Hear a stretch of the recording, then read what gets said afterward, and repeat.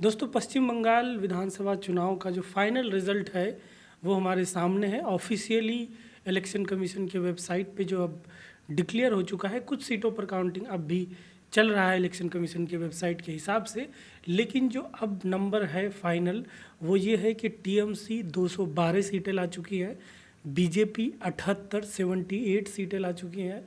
Independent candidate यानी JJM 2 जो hills की पार्टी है वो कलिम्पोंग से जेजेएम विनय जो फैक्शन है वो एक सीट जीती है कलिम्पोंग विधानसभा।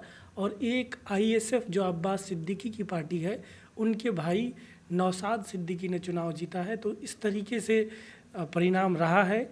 कांग्रेस को एक भी सीट नहीं आया है, लेफ्ट को एक भी सीट नहीं आया है, लेकिन जो उनकी गठबंधन की पार्टनर थी आईएसएफ उन्हें एक सीट ज़रूर आया है। उत्तर दिनाजपुर ज़िले की अगर हम बात करें तो उत्तर दिनाजपुर ज़िले के 9 विधानसभाओं में से 7 पर टीएमसी जीती है और एक अच्छे मार्जिन के साथ टीएमसी जीती है। 2 सीटों पर, सिर्फ 2 सीटों पर बीजेपी उत्तर दिनाजपुर में जीत पाई है। वो 2 सीटें रायगंज और कलियागंज है। रायगंज और कलियागंज से बीजेपी जीती है उत्तर दिनाजपुर के अंदर। बाकी जो 7 सीटें हैं उन पर टीएमसी जीती है। एक एक करके अगर हम इन विधानसभाओं की बात करें तो सबसे पहले चोपड़ा विधानसभा में हमीदुल रहमान जो टीएमसी के वहाँ सिटिंग विधायक थे वो 64,905 वोटों की मार्जिन से, एक बड़े मार्जिन के साथ वो चुनाव जीते हैं।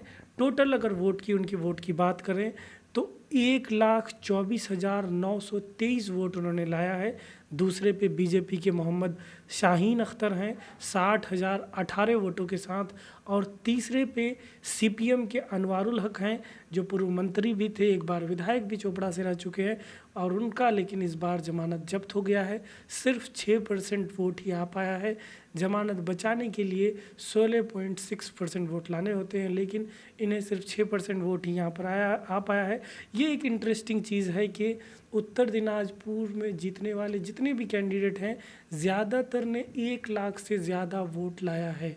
जी, इस चीज़ पे गौर कीजिए। ज़्यादातर कैंडिडेट जो हैं उत्तर दिनाजपुर में जीतने वाले 1 लाख से ज़्यादा वोट लाए हैं और मार्जिन भी सबका काफ़ी अच्छा है। एक एक करके बात करते हैं। कुछ सीटें हैं जहां 1 लाख का आंकड़ा पार नहीं हुआ है। वो सीट है रायगंज और चाकुलिया, उस पर भी हम बात करेंगे, लेकिन अभी एक एक करके हम एक एक विधानसभा करके देखते हैं। तो चोपड़ा हमने देख लिया। आगे अगर हम चाकुलिया की बात करें तो चाकुलिया विधानसभा में 33,837 वोटों से टीएमसी के मिन्हाजुल अरफीन आज़ाद जीते हैं और सेकंड पर वहाँ पर बीजेपी के डॉक्टर सचिन प्रसाद रहे हैं। और जो वहाँ के सिटिंग विधायक थे अली इमरान रम्ज़ फॉरवर्ड ब्लॉक के, वो तीसरे पर चले गए हैं। अगर हम वोटों की बात करें तो जो मिन्हाजुल अरफीन आज़ाद हैं उन्हें 36,311 वोट आए हैं। डॉक्टर सचिन प्रसाद को 52,474 वोट आए हैं और अली इमरान रम्ज़ को 28,704 वोट आए हैं।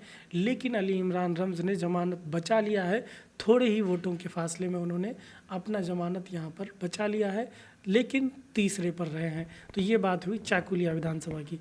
अब हम ग्वालपोखर विधानसभा की अगर हम बात करें तो ग्वालपोखर विधानसभा में जो मोहम्मद गुलाम रब्बानी जो टीएमसी के एमएलए, सिटिंग एमएलए और मंत्री भी ममता सरकार में थे, तो गुलाम रब्बानी 73,514 यानी 73,514 वोटों से वो जीते हैं। इन्होंने भी 1 लाख से ज़्यादा वोट लाया है। 1,05,649 वोट इन्हें आए हैं।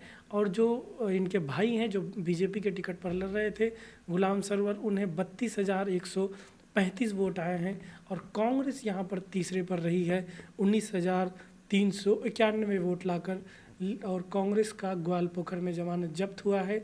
सबसे इंटरेस्टिंग बात यह है कि राहुल गांधी ने जब पश्चिम बंगाल में अपनी पहली रैली की तो उन्होंने ग्वालपोखर में ही अपनी रैली की थी, लेकिन ग्वालपोखर के अंदर कांग्रेस अपना जमानत भी नहीं बचा सकी और सिर्फ 12% वोट कांग्रेस को आए हैं।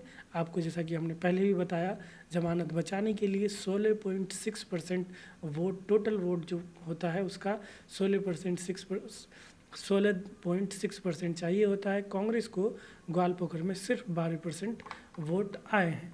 अब आगे हम अगर बात करें तो हेमताबाद विधानसभा से वहाँ से भी टीएमसी जीती है। 215 वोट लाकर अहमदाबाद से टीएमसी जीती है। और वहाँ अगर हम टोटल वोट की बात करें कि किसे कितने वोट आए हैं, तो यहाँ पर भी टीएमसी के कैंडिडेट ने 1 लाख से ज़्यादा वोट लाया है। 1,16,425 वोट आए हैं टीएमसी के कैंडिडेट को। सेकंड पे बीजेपी की चंदिमा रॉय हैं, बीजेपी के टिकट पर लड़ रही थी। 88,481 वोट उन्हें आए। बीजेपी की चंदिमा राव को 89,210 वोट आए हैं।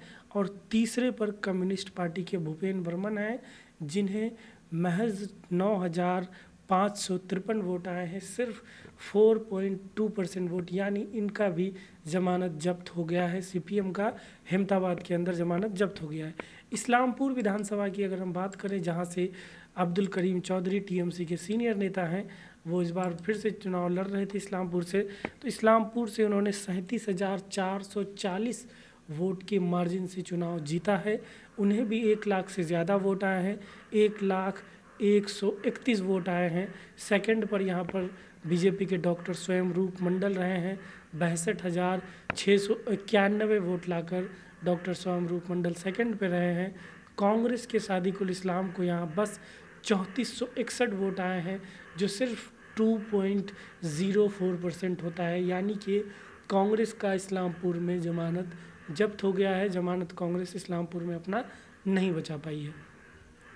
आगे अगर हम बात करें इटाहार की, तो इटाहार में जो टीएमसी के कैंडिडेट इटाहार से थे, वो मुशर्रफ हुसैन इटाहार से 43,975 वोटों से जीत गए हैं। और उन्हें भी 1 लाख से ज़्यादा वोट आए हैं। 1,14,645 वोट लाकर टीएमसी के मुशर्रफ हुसैन जीते हैं।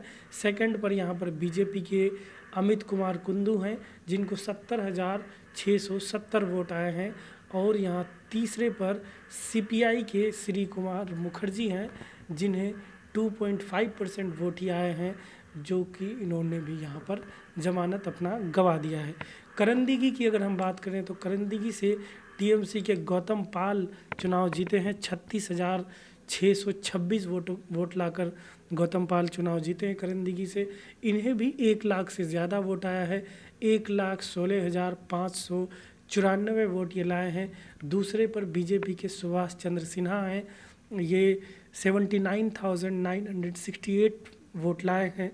लेकिन यहाँ जो फॉरवर्ड ब्लॉक के कैंडिडेट मोहम्मद हफीज़ुल इकबाल, जो जोट के कैंडिडेट थे फॉरवर्ड ब्लॉक के, उन्हें सिर्फ 4.29% ही वोट आए हैं।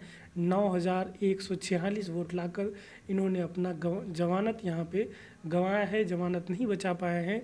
जो फॉरवर्ड ब्लॉक के हफीज़ुल इकबाल, जिन्हें भोला के नाम से जाना जाता है, उन्होंने यहाँ पर करंदगी में अपना जमानत गंवा दिया है। उसी तरीके से हम कलियागंज की बात करें, कलियागंज विधानसभा से बीजेपी जीती है। कलियागंज से बीजेपी के सोमन रॉय जीते हैं। 21,820 वोट लाकर कलियागंज से बीजेपी के सोमन राय जीते हैं। और इन्होंने भी 1 लाख से ज़्यादा वोट लाया है। 1,16,768 वोट, 1,16,768 वोट लाकर ये जीते हैं। यहाँ पर दूसरे पर टीएमसी के जो तपन देव सिन्हा हैं, उन्हें 94,948 वोट आए हैं और ये सेकंड पर आए हैं। तीसरे पर यहाँ कांग्रेस के प्रवेश सरकार रहे हैं, जिन्हें सिर्फ 7% वोट आए हैं, 16,770। और यहाँ पर भी कांग्रेस ने अपना जमानत गंवाया है। जो आखिरी सीट है, जो 9वीं सीट है, रायगंज की सीट, यहाँ पर बीजेपी जीती है रायगंज से 20,748 वोट लाकर। बीजेपी के कृष्ण कल्याणी ने यहाँ कन्हैया लाल अग्रवाल, जो टीएमसी के उत्तर दिनाजपुर के प्रेसिडेंट भी हैं, उन्हें हरा दिया है। और कन्हैया लाल अग्रवाल को 59,027 वोट आए हैं। वहीं बीजेपी के कृष्ण कल्याणी को 79,775 वोट आए हैं और वो वहाँ जीत गए हैं। जो वहाँ के सिटिंग एमएलए थे मोहित सेन गुप्ता, कांग्रेस का गढ़ माना जाता था ये सीट, और इस सीट पर कांग्रेस अपना जमानत नहीं बचा पाई है। सिर्फ 10.6% वोट, यानी 10.6% वोट, 17,198 वोट ही ला पाए हैं मोहित सेन गुप्ता। और यहाँ भी कांग्रेस ने अपना जमानत गंवा दिया है रायगंज में। तो ये उत्तर दिनाजपुर की 9 विधानसभाओं की पूरी कहानी थी, जिन 9 में से 7 टीएमसी ने जीता है, 2 बीजेपी जीती है और जीतने वाले ज़्यादातर कैंडिडेट ने 1 लाख से ज़्यादा वोट लाया है।